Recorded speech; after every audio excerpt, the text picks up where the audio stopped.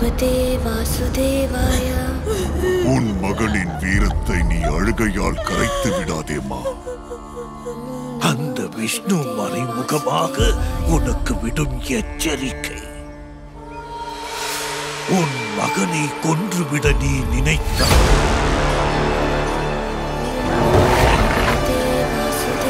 ஆனால் அவன் தன் பக்தனை காப்பாற்ற நினைக்கிறான்.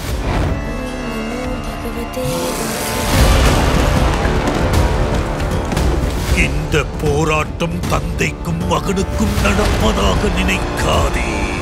அதிகார பின்னணிக்காக. பிரகலாதன் மாபெரும் இரு வீரர்களுக்கு நடுவே சிக்கிய சிறுவன். அவன் ஒரு துருப்புத்தான், வேறு எதுவும் இல்லை. ஆற்றல் மிக்கவன் இங்கு ஒருவன், இரண்யகசிபு என்ற இறைவன். சொல்லுங்கள், நீ அன்பு காட்டும் விஷ்ணு எங்கும் இருப்பானில்லை. அப்படி என்றால் இந்த தூணிலும் இருப்பானில்லையா? நிச்சயமாக.